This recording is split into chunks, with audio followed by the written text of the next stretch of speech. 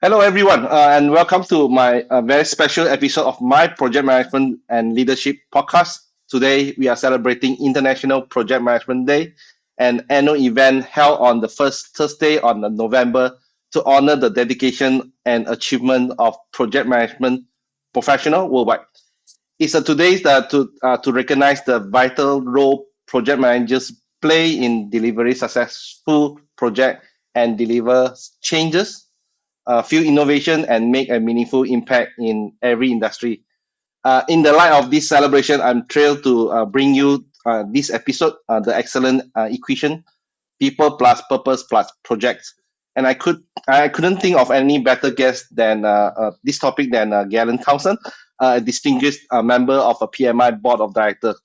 Galen is a respected leader in this field with invaluable insight into what make project truly successful. Thank you for joining us, Galen. It's an honor to have you here with us on this special day. Thanks, David, and also a happy International Project Management Day to you. Okay, okay. Just to set the expectation to our audience, we are going to have a very casual but educational discussion. We will be exchanging knowledge in a fun way and hopefully provide some ideas for our audience here.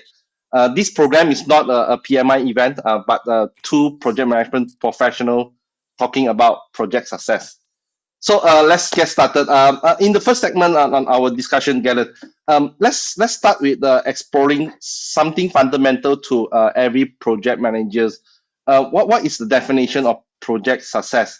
Okay, so before I pass the mic to you, I remember when 20 years ago, when I started managing project, my boss just give me a task and tell me, David, this is what you need to do, and this is what you need to complete and get thing done and get the project complete successfully. And then 15 years ago, when I do my PMP, it's all about project objective. I just need to achieve my project objective. So I believe recently now PMI have reframed the project success. But what is project success right now? It's probably start to get confusing with a lot of people. Probably I would like to hear from you, Galen. What is your perspective on or maybe what is the definition of project management success? Sorry. Yeah, I mean it's actually really interesting, and it's a good time to ask it because we've just completed some recent research of PMI. So Mm-hmm, I'll talk a bit about PMI, and a lot of the times I'll be talking about my own mm-hmm, views as well. But and as you said, it's changed over time. Earlier Pinbox, it was actually you're against your original objective. How mm-hmm, well did you succeed against your original objective or your baseline? And more recently, it's the latest baseline. mm-hmm, But with this research, it's kind of interesting because there's lots of researchers in this space. In fact, I was over in Lahore recently speaking to Dr. Khalid, and he did his mm-hmm, PhD on project success. And so it's interesting because when I was comparing the two research, obviously research builds on other research, and you could actually see some of the things he had been saying, or in fact, he did his literature review, or was almost a meta-analysis on coming through in the PMI research. And so I just want mm-hmm, to say a bit about that. In fact, the origin or the reason that the driver for that research is because of PMI's new purpose you may be aware of about maximizing project mm-hmm. success to elevate our world. Yep. And of course, you can kind of see that in two parts, or it's one as a whole, but also two parts. And the project success bit, we're like, oh, hang on, we were always about project success, but how do we know? So they said about pretty much for the whole year, Mm-hmm, running a project success research project, actually led by the previous chief strategy officer David Garrett, you probably know, and mm-hmm. and Yep. and the lead for research Trisha Cabri. In fact, if people are really interested, over at projectmanagement.com later tonight, midnight our Mm-hmm. time, they've actually got I guess a webinar on that for PMI members, Yep. but actually it's for everybody. But so the research, they asked 55 questions, 10,000 people responded, 10,000, which is quite a lot for any Mm-hmm. research. and then they also did another 150 plus interviews. And in fact, even before they got to that point, um, I had some visibility because we had some oversight from one of my from my strategy committee for PMI. They had invited in a lot of experts, a whole range of quite a diverse range of experts in project success. The Mm-hmm. researchers, and academics, but also a lot of professionals and a lot of very senior and very experienced volunteers. So they had all of that research from the past. They then asked all these questions, ran more interviews, and they're still working through some of the data. But there's some very interesting findings. And sometimes I think when we talk about it, you'll be like, well, that's really obvious. But I think historically, people were not necessarily looking at it that way. So the simple answer, and we can talk about it a bit more, is the consensus view across all the intended beneficiaries, all the stakeholders, all the project participants, that is a Mm-hmm. project is perceived, and I think the key word is perceived, to be successful when it has delivered value that was worth the effort and expense. So it's kind of almost like an equation, or you're trying Yeah. to balance it. Are we getting at least as much value as our effort and expense, and a perceived value and perceived effort and expense is deemed to be successful. And of course, that's a little bit different. Perceived value and what was perceived and effort and expense is a little bit different for different industries and different kinds of projects. And so, how the data came through, when they sliced it up, is a little bit different. And I think it's important just to recognize that we have a lot of diversity in the kinds of projects that we do all Mm-hmm. around the world. And not least if you're on the client side versus the supplier side. Like if you think of and I'm sure most of us have worked on both sides. The client feels like they're managing a project, and often the supplier is like, I'm just my project is managing part of your project. And if it's a big project, Mm-hmm. like I might be managing a mega project, and you've got a sub supplier who says, like, my bit of my success is when I get paid well and Mm-hmm. nobody died. Like Mm-hmm. yeah, so I think it really depends on your kind and type of project, your context. But overall, when they looked at it, including the intended beneficiaries, the stakeholders, and all the project participants, on balance, it was, did we deliver value that was worth the effort and expense? And that's easier said than done, because there's obviously a lot of things there that aren't just monetary. Um, so yeah, I guess to go a bit further, if we wanted to talk about the things that were more successful, um, it's actually, and it sounds a bit obvious when you say it. It's actually when you have a good management a measurement system in place. Mm-hmm. And what I mean by that is, um, there are a lot of projects out there you pick up and it's like, just do this, and you get to the end, you've done it, and then people are still not happy. um, like or you do what was in the business case, or if you're lucky to have a business case, you do what's in the plan, or essentially you think you're delivering what has been asked of you, but there wasn't really like a benefits management framework or a value management framework or some sort of really well-defined success criteria, or in fact the success criteria up front wasn't the same as what was at the end, or in fact the benefits that were realized afterwards also weren't the same or weren't very managed. So um, having a good measurement system actually has a 7.2 times success multiplier as a performance lever. And so simple things really, like defining your success criteria up front and putting a measurement performance measurement system in place, because you obviously pick up a lot of Mm-hmm. documents and they say, hey, yeah, if you do this it's successful, but then nobody measures that, particularly the benefits. And then tracking performance throughout the project. Sometimes you might track it at the beginning or at particular gateways, and so when you have all of these things in place and people know what success looks like, um, I think that's when people can work towards that in a common way. And that essentially has at least all the 37% of projects in the research that do all those three things actually achieved a much higher success.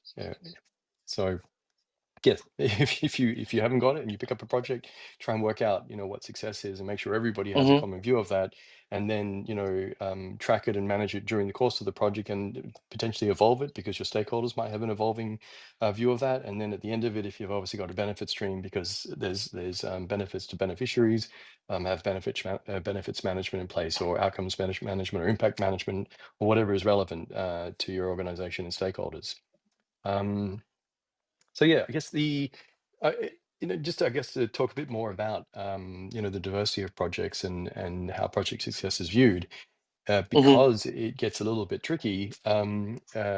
The research basically came up with some sort of simple metric that we can Mm-hmm. start talking about, we can communicate about, and it's based on what you might be familiar with and called the NPS, the Net Promoter Score. Yep. But to make it easy, NPSS, the Net Project Success Score. Yep. Mm-hmm. And when we look at different industries, there's a lot of variation. So uh, projects that belong to, say, construction have an NPS of 46, and 46 is quite good.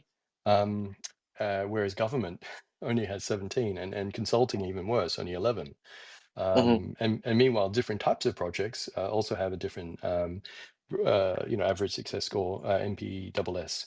Infrastructure around 44. Uh, yeah, and then I guess another aspect of it was also where the funding came from.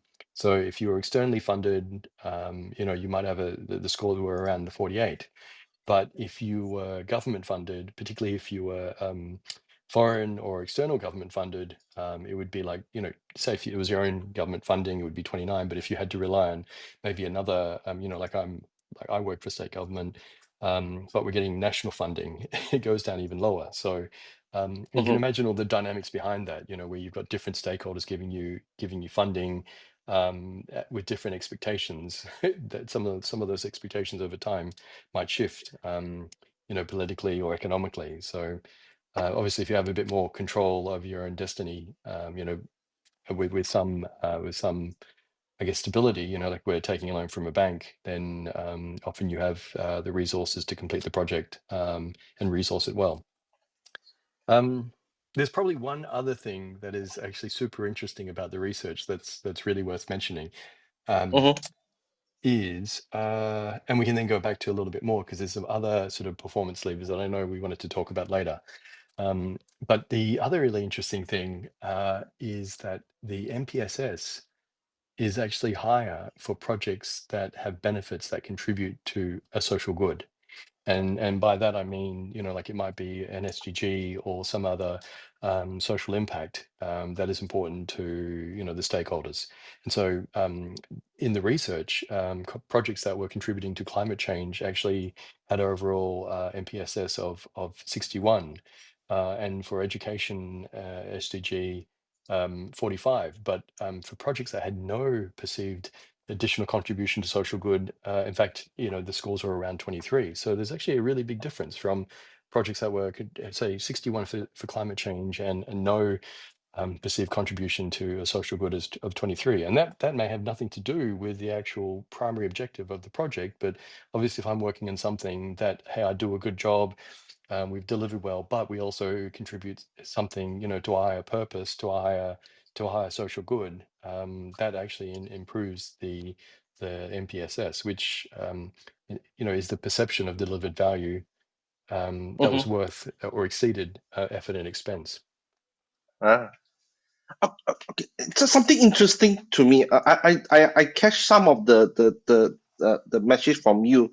Um, just now when you talk about when you talk about the formula of project success means value is more than effort plus expense.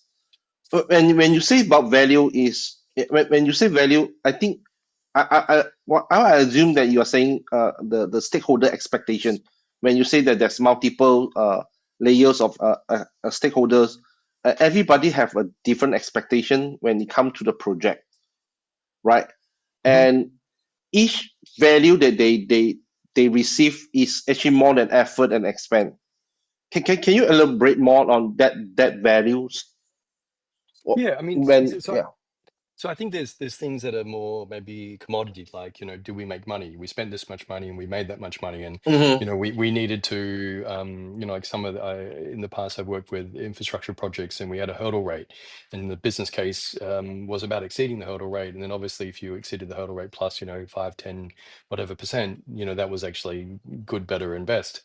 And so that's something simple. But there's a lot of things that are not.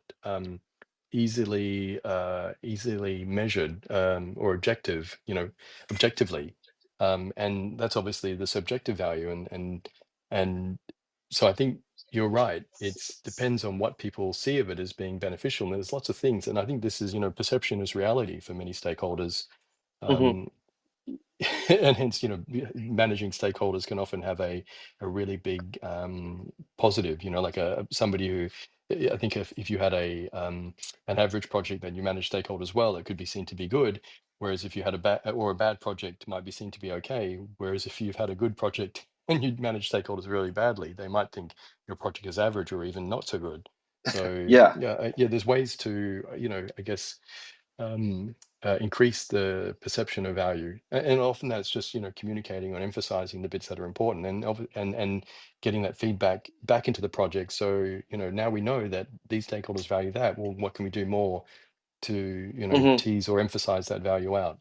um, so yeah, I think it's very difficult to do, and in fact, it is picked up in one of the earlier practice guides on benefits management, which is like a benefit over cost. So it's very similar to that, but I think in this case it was it really emphasized more the perceived or subjective nature of it. And so if you think about it, individually, I actually use this analogy or a story with social impact or social value. Mm-hmm. Like you and I, we both might like ice cream, and so let's buy some ice cream. But I like salted caramel. I don't know, what flavor do you like? Chocolate. Chocolate. So like if you buy chocolate, I might be okay with chocolate, but if you bought me salted caramel, I'd be happier. Uh, So the perceived value is okay. it's still ice cream, but it's something that's very personal between Yep. two people can make the value of it very different. And so it could be the same quality, it could be the same brand, Mm-hmm. but because it's closer to what we value, and hence understanding stakeholders and what they value, will allow you to work closer to what's more meaningful for them. And so yeah, it's I think you have a couple of questions later that we might get onto, but I think that is one of the most important things to understand is perceived value. And interestingly, and I wasn't going to talk about this, but we might get on to later. PMI, as you know, has a partnership with Social Value International, and a lot of Mm-hmm. that is all about social impact. And social impact is very much, like the subjective changes for, perceived by an individual. So, I think that has a lot to say about, impact is often very subjective. The difference that you make is how I perceive the difference, not what you perceive it to be. So it's almost like the collective subjective of individual subjective value. Not easy. I just talk about the social impact. I just think PMI just released a post in the LinkedIn talk about a social impact on this international project day. I think they talk about that, but I'll come back on that later. Okay, so again, value is a very subjective to every single stakeholder, especially when it comes to the formula, which is effort plus expend. I believe expend is mean cost, right? The Hmm. amount of Hmm. money that we have spent. The effort is the time that we have put in to get the thing delivered, correct? And We F, you're saying? Well, no, I was going to say it like so. I think there are things that are like commodities, like we just think of as dollars and hours, and we Yep. might think of as like dollars when we sell. But I think that so they're you know kind of more commodity and easily measurable. But I think Mm-hmm. there's also a kind of a fuzzy subjective part to that. Like I might have put in so many hours, but if it was a really awful project with a very really it was people I didn't like, it would feel like a lot, a much bigger effort even for the same amount of hours. Okay. Okay. That's great. So at least that we now know that the definition of the project success is about is about delivering a value that is greater than the effort Hmm. plus the expense. Okay. So probably let's move on to the next thing. I think a lot of people will love to know is that what make the project successful? What what in your opinion, what is the key element to drive a project success? Hmm. And we talked a bit about this, but I think there's really foundational elements, and I think we were talking about it before, where you mentioned, like the talent triangle, Mm, our technical project management, our ways of working, our business skills, sorry, our business acumen and our power skills, or our human or our soft skills. yep. So I think having foundational elements in place, and that's really where the talent triangle really came about. Research from speaking with organizations around what really makes projects successful, because we were getting a lot of technical PMs who maybe didn't have the business acumen or the power skills or the human or leadership skills. So I think if you're well-rounded, I think that's probably a very good place to start. Um, and then I think there's a bit more to that, because depending on the type or the industry or the context, there's obviously different ways of working. And as project management, as the world changes, we learn and evolve. So there's contemporary learnings. Like what might have been done as more of a predictive project 10 or 20 years ago. And in fact, I think when you speak to most normal business people, most executives, when they think of projects, they think of Gantt charts and a very predictive process. Whereas Mm-hmm. the world, the world has moved on, and many organizations are very complex. So when they asked you for a Gantt chart, and really the work is like more lean agile, giving them a Gantt chart is maybe kind of going to set them up to fail rather than to succeed. So I think actually understanding the context and appropriate ways of working, and in fact the hard part there is that, and there's some good research on this around predictive versus agile versus hybrid. To be good at hybrid, and hybrid's really just trying to work out the best approach depending on the context. You actually Mm-hmm. need to be good at both. You need to be good at predictive and at agile, to be able to know what to apply when and to apply it well. And so I think that's actually quite important, is to be broad in your ways of working, and knowing when to apply what approach depending on the context. And sometimes it's Mm-hmm. actually at different stages of the project, or even different work streams or different work packages of the project. So yeah, it's certainly it's not easy. And I think so that you might start with a talent triangle, but then the best project managers know how to apply what approach to what situation, like, the right tool really. um and that's just at the project level. I think most of us deliver projects not by ourselves, but in an organization with other projects. And so it's some of us will, like, we're going to start building a house, and it's the only house, and so it's our project, it's our organization. There's nobody else. It's just us. But most of us, I won't say most of us. I think some of us will work in organizations that are very large. There's already established ways of working. Even there might be established ways of working between different teams and different divisions. So I think it's the conditions for success. What's your context? Have you got good governance? Have you got good team members and capability, good sponsorship? Did you even get a good business case? I think many of us pick up a project that has a bad business case to begin with, or no business case. So it's very difficult to deliver something well. It's a lot harder to deliver something well. It's still possible. You can obviously, if you're good enough, you can stop it sooner, and you can get it recut, replanned, redesigned, and reapproved, and then deliver on from that. But having good conditions, I think. And then, I think if you think about the conditions or the industries or the context, some organizations are very good at doing certain things and very bad at doing other things. And so, what is your strength in that organization? Like if you're really good at managing the financials in a project, that's really useful. I think if you're in an organization that doesn't manage financials well, but if you're in an organization that basically everybody manages financials very well, and that's your main Mm-hmm. strength, that isn't going to give you, the deciding factor, or the competitive edge in that organization.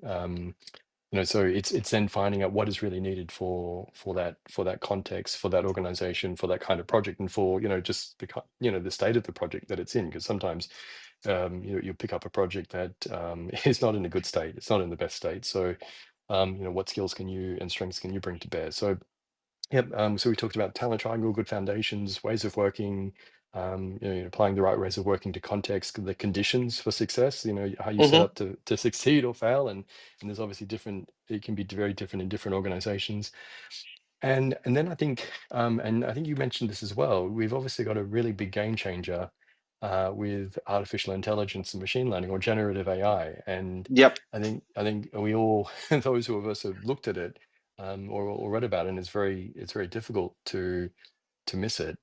Is something simple like ChatGPT can make an average project manager better, or a junior project manager, almost like an intermediate project manager, because they just have to get good at the prompt engineering, at asking better questions, and they'll get very quickly better answers, which then it can inform their work. And all sides of the work, all parts of the talent triangle can receive benefits from ChatGPT, and that's why PMI, as you know, is investing quite significantly to develop that capability and share it through like PMI by AI and Infinity, PMI Infinity, which is the ChatGPT based generative AI that uses a lot of Mm-hmm. the PMI resources. So yeah, I think obviously I can go on and on, but having good foundational, good, well-rounded foundations, being broadening your skill set to the kinds of work and Mm-hmm. contexts and approaches. Um, you know, I guess hopefully some organization that sets you up to succeed, like good PMO, good capability, good sponsorship, good governance and good business cases, and then you know I think the sort of the turbocharger is generative AI. Yep. I believe back in 2019 when PMI have revamped the talent triangle to ways of working, power skill, and business acumen. I believe they did mention about digital skill, Hmm. and I believe that's where the AI come into picture. As a project managers, we need to really have some digital skills so that we can actually deliver better projects. And that is always my. I always thought that the PMI is actually moving to that direction. Yeah, I mean, absolutely. So, and it's interesting because it is having digital skills, as in skills for a digital world, but I think also digital resources like generative AI can actually benefit something as simple as leadership. So you might not think that's where it applies, but you might be, you can use ChatGPT to say, well, hey, I'm in this situation. What kind of team meeting should I have? Or I've got this leadership conundrum. Maybe what kind of things could I consider? Or I'm observing this. What could it be? And it may not be 100%, but ChatGPT can get you a pretty good answer by combining different information and different factors very quickly, as good as asking a couple of experts around, and often we don't have these experts around. So I actually am super impressed at how good uh, AI can be to pull the answers together, or at least give you Hmm. enough resources to think about it and ask better questions. And always, sometimes the first answer is not right, and if you're expert in something and you ask it, you can often see that. But having no answer or starting from scratch. Um, and so, yeah, often if you have good foundations and you aren't maybe well-rounded, um, uh, ChatGPT AI, generative AI can actually help you fill in some of the gaps, or you've got strengths in one area. It's almost like a good team member with complementary Hmm. strengths and and skills and information. So yeah, I always treat the AI as my personal assistant to exactly, get exactly. things done. Yeah, and Okay. Yes, oh, you no, say. I was just going to say that it's, and obviously there's you've got like custom GPTs, Yep. custom models that you can even give it different personalities. So you could actually design it to, well, I want a leadership coach, and I'm going to give it Hmm. all these leadership resources, or I want a really hard nosed financial coach, and I'm going to give them all those financial resources. And so when you ask your advisory board, your own little personal advisory board, or your coaching team, um, you'll get all the different perspectives. I actually, again, it's one of those, I think it's fascinating to think, and and I think we've both got families with kids. Just to see how they're using it is also really impressive. And it's not just simply to get the answer, but to ask better questions. Okay, again, come back to the topic of what makes a project successful. Hmm. I always use AI. Just to share with you, I'm actually using AI a lot. Almost daily basis, I'm using ChatGPT. I do subscribe Copilot also. I'm not just only subscribe ChatGPT, but also Copilot. And Hmm. definitely, I have a Infinity to assist me from the PMI side. I normally use a Copilot for help me to creating a template and so on and so forth, because again, Copilot, that's that is their strength. And ChatGPT is actually helped me to understand what is required. Okay, so I don't know. Sometimes I use a ChatGPT to help me to generate some summary of report and things. And some it helped me to understand what the data that I have Hmm. to actually create a success. I'm not sure whether it makes sense to you. Hmm. No, no. I mean, well, I think most of us will use it for long meetings. Even I guess Yep. Teams has got Copilot. I think the functionality, I don't have access to it at work, but it basically takes your transcript and runs it through and gives you summaries. So I think you can pour in whatever you want and get good summaries, and from different perspectives, I think, and even applying different lenses. So I use it for some of that. um, it's certainly better than maybe if you don't have time, because sometimes you'll just spend hours rereading just to keep trying to get an understanding. So if you want to get a quick summary, I think it's very helpful. Okay, I think I just want to come back on this. Just now, when in our first segment we talk about social good, when that is actually bring a lot of project success, and I just noticed that PMI just sent out an email this afternoon, I believe, our time in the afternoon, talking about the International Project Management Day. They have just sent out, and then they have some information about world changing projects. I believe that you are referring to that uh, blocks. I'm Uh, not sure whether you have you read it, the world changing project advancing the UN SDG infographic. oh, That, I that haven't I actually. believe that you Is it? haven't. Is it? Okay, good. Okay, so again, I like to invite all the audience. If you are a PMI member, I believe that you should receive this email from the PMI just a few hours ago, and they talk about that. I just want to just to share with you. It's already in the email. Just click on it and take a look. I think that will be a great. That is also actually help to explain, Galen, what you have just now mentioned about how the project success actually tied to this social good result. Hmm. Yeah, I mean, I haven't seen that particular email, but PMI, for many years now, actually, obviously from our not-for-profit roots, has always been trying to do some good beyond Hmm. just projects.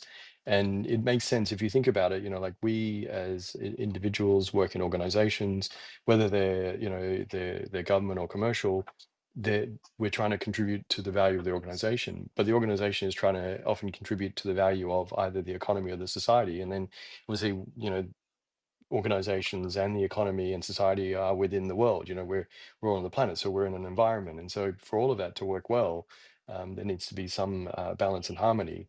And obviously, we know well that that's not the case in many areas. And if you're into sustainability, or like the double donut, there's a whole bunch of I guess models out there. Um, Hmm. but just knowing that, like, and I think particularly the longer term projects, what starts off in your business case, if you think about it, like just the society or the social norms we have over 5-10 years, it shifts. Hmm. We learn more, public sentiment changes, and so but after 10 years, if you finally finish that construction, if you didn't really try and have some foresight, strategic foresight to what the future might bring, you might not have actually set the right targets. So the targets at the beginning, I think, shift over time. And so at least that's how I see how some of the longer term projects, particularly around infrastructure, and particularly those that can provide a benefit and maybe didn't to one of the many SDGs, can be perceived to fail because the expectations change. It's like, well, hang on, all the projects now should be doing this, and your project doesn't do that. Well, hang on, we didn't know about that 5 or 10 years ago. So it's almost like you have to um, adjust for future sentiment, or where things are trending, or actually just become more sustainable than you would in the present. And that makes sense even within a financial value. There's always, the future value of money is very different. And so the future value of perceived value of SDGs now versus the future will be different. So you almost have to, account for that. But yeah, there's the SDGs are designed to cover everything. They're trying to be a taxonomy or a structure for everything. So there's usually something that you can find to contribute to that is meaningful to your particular stakeholders. Yeah, I think that a part of just the SDG, I believe that any project success that if we can tie to, I believe more related is to the ESG. Hmm.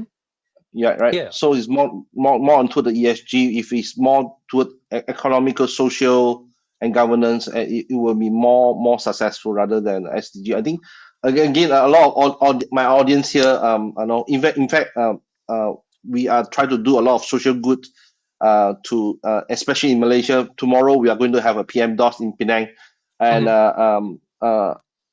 these all things will actually create a good a result, good success to the chapters, or even to the company.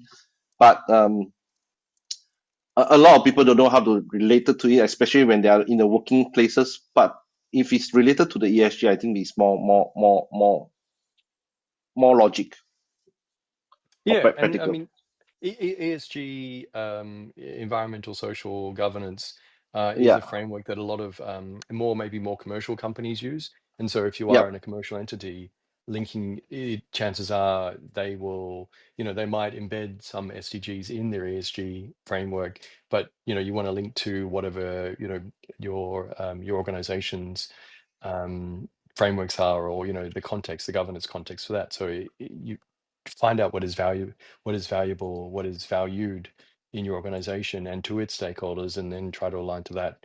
Obviously, if your projects are delivering outside the organization, then it's trying to work out who those stakeholders are and what they value. Okay. Again, that is quite insightful, Galen. Without you bringing up to that, I also don't know why that the email was sent out and what is the purpose of. So thank you for actually, and give us this very good insightful, so that I know what that email is all about. Okay, so let's moving forward. I like to ask. Okay, so we know what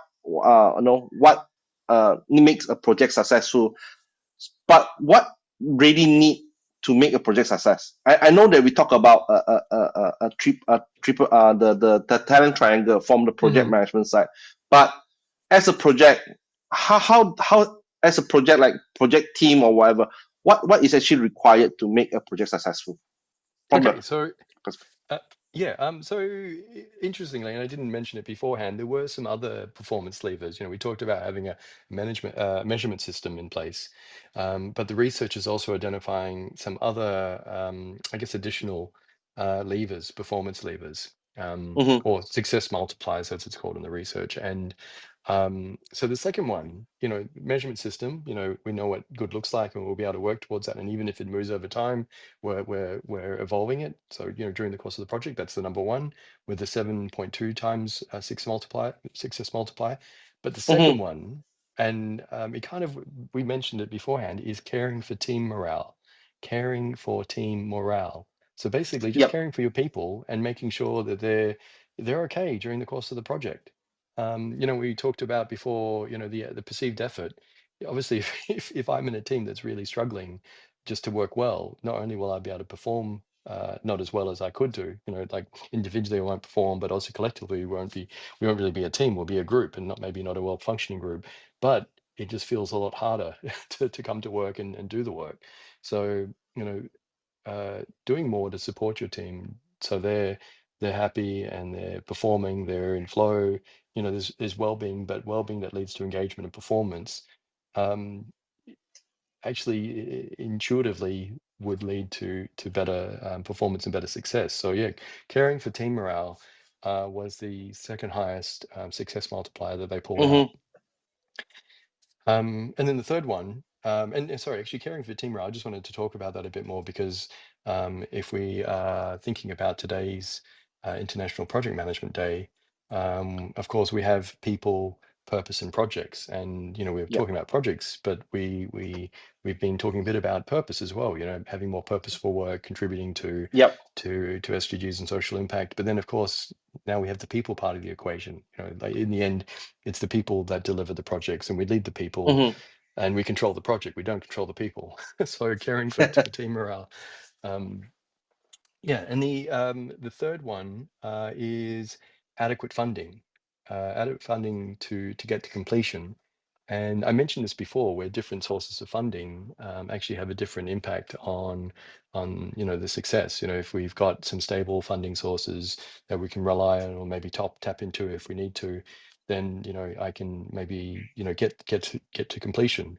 But if it's unreliable, or if it's you know comes with some strings attached, like it's come from you know not my company, but maybe a partner or another government, or it might dry up partway through or change, Mm-hmm. or then you know you know it's not really adequate. It's and then you may, even if you need some more, it may not be there, so you won't be able to complete, or in fact partway through they may cut your funding. So that's got a 3.3 times success multiplier. So measurement system, caring for team morale, and then funding. And there's a few more, like effective resource management, as you can imagine, just having you know Mm-hmm. I guess enough of the right people and skills at the right time, which in large complex organizations is super difficult. Um, I think that's probably the most difficult thing, just to get all the right people at the right time. Um, you know, I I'm trying to think of all the organizations I've worked with recently. It's it, because they're working on so many different projects, and because the projects are changing, and because the complexity, and you're always getting new projects. Yeah, just trying to manage resources, and hence you know there's different ways of working that allows you to have Mm-hmm. more stable pools. So um, and the next one, so what was that fifth? Basically there's six in the list that's been published so far. The sixth is actually having a sound business case. And I've talked about that a few times, because often you don't have a business case, or you pick up a business Yeah. case that's kind of a little bit shonky, um, or it's you know they've cobbled together multiple business cases, and when you look at the benefit streams, they're kind of you know they're really grasping at straws, or these are benefits that'll never, there's nobody really cares about them. You know, you're just trying to justify to get the money, but in fact, they're not really a realizable benefit. So having a sound business case that, you know, we've just got the best options that we've worked through. You know, they make economic sense. We can finance them. We can deliver them. They're going to realize not just a benefit, but a strategic benefit, the one that has a real material significant impact to your organization or its stakeholders. Mm-hmm. You know, I think these are all things that are important to a well-rounded business case. And if you don't have any one of those, you know, your project is going to struggle. Um, and then the last one, sorry, the previous one was a 2.4% multiplier for success impact. The last one is actually just startup difficulties, or having less startup difficulties, because as you can imagine, there's lots of projects have a very messy, protracted startup. Sometimes they're Yep. simple. We've done this before, just do it again. But a lot of complex projects and programs, they just you know go around and around and around, because just the nature of the project is very difficult to pin it down, or even what you pin down is maybe ambiguous, as in you know everybody is very clear about what they want, but everybody's clear picture of what they want is different from everybody else's. So you know you have three different stakeholders, and they all want clearly very different things. So that's obviously going to make it very difficult to start the project. And I think that links to what I talked about in terms of different ways of working for different contexts. Mm-hmm. Sometimes you actually don't know what the question is, what the solution is. And Yep. I don't want to talk about the Stacy matrix too. You're probably familiar with the Stacy matrix. You know, like do I Mm-hmm. you know do I have you know I guess a good set of requirements and a good solution. Um, the reason I don't, because Stacy himself didn't really want to reuse it. He actually took it out of his book later on because essentially people were kind of oversimplifying and misusing it. But I Mm-hmm. think the point still stands that depending on the type of project, and not all projects are the same. You know, the requirements may not be clear, or the requirements are very clear but very different and ambiguous between different stakeholders, can Yep. lead to a lot of difficulty starting up. And what you might have been a 6 month project, but it takes 6 months just to start up. And of course, if you may be familiar with like complex projects with complexity from a Cynefin framework, and often that is not even something you can, moving into a really complex adaptive context, you can't even plan your way into it. Your plan is really just to try different things and sense a response from the system and then adapt, or try and do multiple experiments to kind of sense how you get there. So yeah, actually, there's a really lovely framework. Oh, what's it called now? Um, I'll look it up while we talk about some other things and get back to it. But it talks about, like, kind of like making a movie, or kind of finding your way Mm-hmm. through the fog, by Eddie Obeng. Sorry, that's Eddie Obeng's project types. And when you if, I don't know if you've ever seen it, but when you read it, it makes sense that some people are doing those kinds of projects, but they're applying the wrong kind of project management and they're Mm-hmm. struggling. Yep. And at least I see that in my work a lot. I do see that a lot of people using a wrong way, a wrong approach for a wrong project, for a certain project, and then the thing mess up. My personal experience is that the last 2 years I was involved in construction project, and the main con is actually using a Gantt chart, but their report is Gantt chart, but at the meeting they are mainly just a Kanban board, and then they just execute accordingly. And if you're looking at their Gantt chart, is the whole project is actually horrible. Yeah, yeah, but yeah, yeah. yeah, at the back end we are you all using a Kanban board and just get the whole thing move and move and move and move, and that's all. That is a really good example. I think a lot of people think it's like they feel more comfortable and in control when they have a Gantt chart.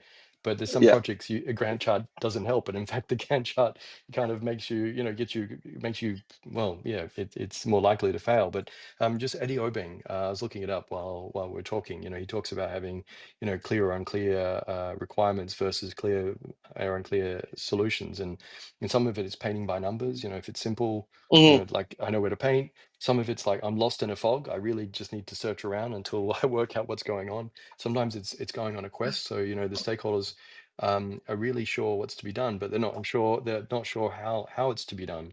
So Mm-hmm. they need to kind of experiment around with the different solutions. And sometimes is like, hey, I know how to making a movie. I know how to make a movie, but I don't really know what the story's about. And so it takes a while to kind of get the storyboard and get everybody on board. Um, yeah, and as you said, with construction, and I think these days contemporary practices, even lean agile is also in construction. We have an Mm-hmm. obeya, using war rooms or obeyas, like Kanbans, but for construction is actually an increasing practice, and for good Mm-hmm. reason, because there's so much complexity and moving parts. What was a complicated project that we can engineer our way through in delivery is complex, just to all the different moving, sorry, not the moving parts, the parties and the communication that's needed. So having stand-ups and good communication and Kanbans actually make a big difference. Yep.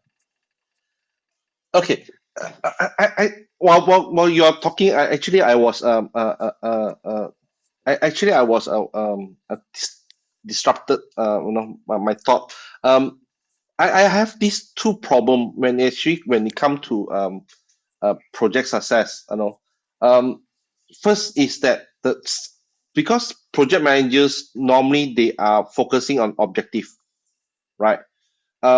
When they are focusing on objective, they just deliver what they've been told to do as per requirement, but they never really focusing on outcome, right? Which is the expectation. They don't really focusing on that. That is the first issue that I struggle with a lot of Hmm. coaching, especially when I coach project managers. they are actually struggle with that. And this is the first thing. The second thing is that the organizations, the company that they are employ them, they always have the mindset that project manager, you just go and do the work as per told, and Mhm.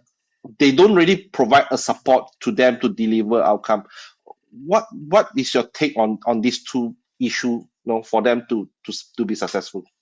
Yeah, I mean, so I think we talked about, a couple of, like the talent triangle, different ways of working, good conditions. I think, let's say, with the talent triangle, I think good leadership is important. And Mm-hmm, so leadership also means that even if I was given something that's not quite right, I can use my influencing skills or my stakeholder management skills to kind of, sway them in the right way. And if I can't, then hopefully, I talked about conditions, having a good sponsor, having a good governance in place will help me with that. So if I have a good sponsor, I might that they could allow me to focus on, well, look, just do this bit. And even if you are working in predictive or more adaptive, mm-hmm, adaptive wise, let me just focus on the next quarter while you work out what is of value, or you can kind of get everybody's stakeholders, like say the product management or product owners is trying to understand the value, or in some cases the sponsors are doing a lot of engagement with other executives to understand and aligned on what the organization wants, and allows you as a project manager to to be more focused on maybe delivery or resource management or issues and risk management. So I think in many cases it's just having a complementary team, a good team. mm-hmm. But that's not just your project team, it's also the people around you, having a good PMO, having a good sponsor, Yep. having a good having a good executive, good investment governance. Good. If you're supplier side, good business development, good salespeople, good follow up support teams. So yeah, it allows then the project manager to focus on maybe what they're good at. But success is the combination of all the of your broader team. um and so yeah, it might be that you don't care about the outcomes, but you can do that because somebody else cares about the outcomes, and they're Mm-hmm. monitoring where you're going off scope, or if the scope isn't aligned to the emerging understanding of what stakeholders really want. So yeah, that's how I kind of see it. Like you're right in that a lot of project managers, they just focus on what they've been told to do, or what's in the scope, or what's in the agreed project management plan, specification, contract, whatever. Because in many cases they're relying on people whose other roles are to make sure that the contract is Yep. right and is constantly being reviewed. And some contracts are very specification driven, and some are outcomes driven. There's a lot more contracts that are more outcomes driven because they're not necessarily sure what the solution is. They don't really care about the solution. They just want the performance and outcomes at the end. Yep. Okay. So I think it's very clear. The success mean that you need to have a combination of the right people, right tools, right process, and also the finally is a strong sense of purpose to get the project success. That I think that's what the element is all about, to have a foundation to, for the team and the project to thrive. Um. Hmm. Uh. Yeah. So okay. So probably the last questions for you. Um. You are the PMI board members, right? Probably I just want to know, from your perspective, or maybe from a PMI perspective, what do you think the future of project management? Okay, so this is, I guess, part what we're hearing, because I mean, it's not just the board. The board is, I guess, a place where the information and recommendations comes to. But Yep. a lot of that is coming from our broader PMI community. And so partly the broader PMI community that I'm sensing, and also partly what I see, because I think Mm-hmm. there's a lot of, and the reason I mention that is because PMI's membership has a certain kind of projects. But if you think about, Mm-hmm. when I think of the purpose of PMI to maximize project success to light the world, there's a lot of projects in the world. If we really want to elevate the world, there's a lot of people who work on projects who will never be PMI members because Mm-hmm. it's not those kinds of projects. So I think I think there's a bit around what kind of project management we need for the whole world, even for people who aren't professional project managers, because but they still need to maybe take an idea to reality, or deliver a change. And I'm thinking about like nurses and teachers and and social workers, and all the things that you typically wouldn't necessarily be a trained project management professional or get a PMP in, but they Mm-hmm. still deliver really important projects. Um, so I think that is something that's probably going to be interesting, because they won't necessarily be PMI members, but how do we help them to be better at project management? And then of course, not just in developing countries, but also in the global south, or what I call the global majority, you know, countries like in Africa, like how do we uplift the whole world if we don't uplift the whole world, which includes all the projects all around the world. So and you can imagine, we have very similar challenges and aspirations for happiness and well-being. So how do we do that? A lot of the improvements we get, obviously, in organizations and in communities, is through projects. So how do we do Mm-hmm. that? So I think there's a global view, not just of our current industry and members, but a broader view of, like, what does it take to elevate the whole world? And hence, when I think of the purpose, and I have have quite outspoken views about this on the board. It's not just project success, but it's the project success that elevates our world, and some of that will need partnership, which is why we've got partnerships with, like, Green Project Management, or with Social Value International, and I think we need to do more about that. um, Another part is, I think, it's not just the individual project, because there's a lot written about individual projects, but actually individual projects in the context of organizations. So instead of moving from individual, I guess, agile leadership and agile teams and agile programs, but Mm-hmm. to, business agility and enterprise agility. How do we get not just value between ourselves, but value through the organization and out to the customer or the stakeholder? And I think that's really increasingly hard. So it's not a very, I think a lot of the tools we have at our disposal are more predictive, predictive program management, predictive portfolio. How do we move to lean portfolio? How do we move to value stream management across divisions, across potentially partners? So a lot of my work in government is actually not just even within the organization. It's actually, how do we get value into a community, which is actually, 10 different partners with 10 different organizations. And meanwhile, the IT departments and a lot of our project management is in the IT department in those 10 organizations. But in fact, that's not the real value. The real value is actually how they reach out and deliver out into, in a coordinated way, out into, through their organization, enterprise agility and portfolio, Mm-hmm. into the system. So like the UNDP, the UN development program, are actually working on things called system portfolios. So you're familiar with enterprise portfolios within the Yep. organization. This is system portfolios, and it's not IT systems. Like, it's like ecosystems. If I want to do if state level or national level changes, and you can see I'm leaning more to SDGs again, or social good. There's systems agility, but I think the same can be said about ecosystems for economics and productivity in industry. If we look at, like, car manufacturing, supply chain, actually thinking about systems agility and systems level portfolio, lean portfolio, is quite interesting, because it's how do you optimize the whole when the whole is actually spread between different suppliers, and actually everything needs to be moved faster. And that's why we see Tesla being able to make a lot more faster movements and evolutions, because they have actually got I guess a broader control of the whole supply chain, Mm-hmm. through batteries, through software and whatever, whereas others, they've been outsourcing so much, they're really quite fragmented. And so their system for improvement is actually, a lot of it's outside of their control, or is very slow, and since they don't have a lot of systems agility. Even though they're developing a product, the product is actually, fragmented across a much larger supply chain. So, Mm-hmm. enterprise agility and enterprise lean portfolio, but also systems agility, and I'm not sure what you'd call it, in terms of, it's not really like lean systems portfolio, but some sort of value stream management or flow across organizations, that we can collaborate on something that's bigger Mm-hmm. than us. And if you think about it, organizations are just a container. Whether I'm a team or a director or a division or an organization, company, or multiple companies. So it's how do we create value through this kind of partnership, through this kind of teaming. But the teaming may I think in future, particularly for some of our biggest challenges, needs to be cross-organizational, multinational, and between countries. Okay. So I think what I hear from you is that what you are saying is that the PMI is expanding, and so the project management is also going to be expand. Not just managing a project, but you will be moving into enterprise and so on and so forth.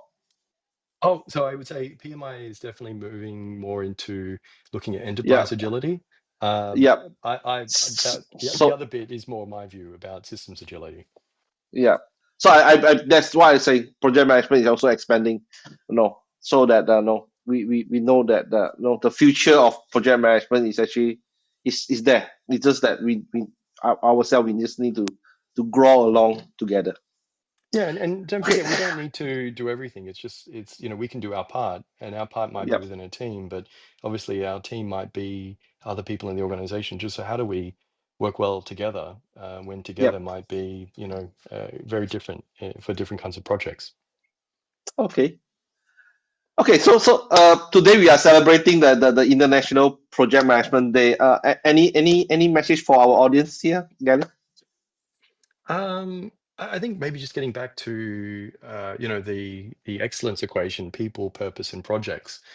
Um, and if I can leave the audience with, I guess, a concept, and it comes from positive psychology called hope theory, Snyder's hope theory, and Mm-hmm. I actually think that's quite powerful for us as project managers, because basically hope theory is three parts.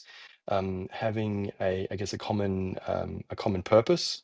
So we just talked about people, purpose, and projects. So having a common purpose, a Mm-hmm. common destination, something better that we're working towards, having multiple pathways to get there, which for project managers is often having better plans, Yep. knowing that, and better risk management, knowing if that doesn't work, well, this pathway will. So having I guess realistic pathways, multiple realistic pathways to get to that end goal and that purpose, but then also building a sense of a belief that we're actually getting there.